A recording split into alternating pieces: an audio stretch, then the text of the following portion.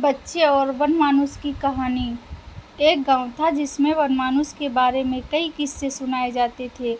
लोग वनमानुष को भयानक रहस्यमय जीव के रूप में देखते थे। वनमानुष गांव के पास एक घने जंगल में रहता था और कभी-कभी उसके बारे में अनोखी घटनाएं सुनाई देती थी।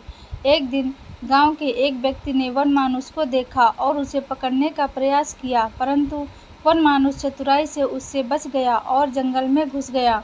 इसके बाद वनमानुष की चर्चा और भयभीतता गांव के सभी लोगों में और बढ़ गई।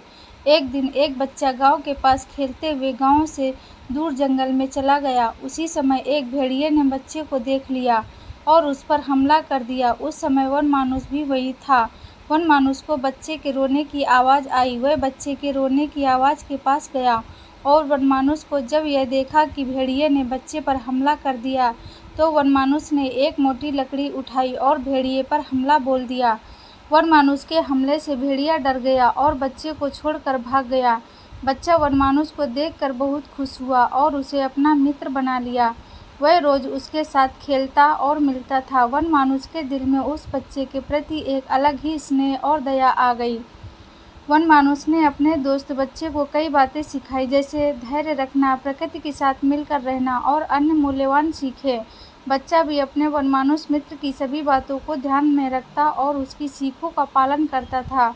लोगों को जब यह पता चला कि वनमानुष ने बच्चे की जान बचाई है और प्रतिदिन उसके साथ खेलता है, तो इस तरह वनमानुष और बच्चे की दोस्ती गाँव में भी चर्चा बन गई।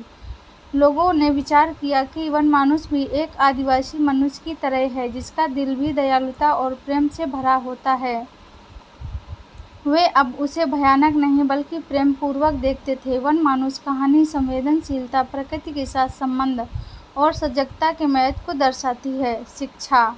वनमानुष की कहानी एक मूल्यवान संदेश प्रदान करती है कि जीवन के सभी प्राणियों के साथ भावनाएं और संबंध होते हैं, जिन्हें हमें सम्मान और प्रेम से निभाना चाहिए। Thank you.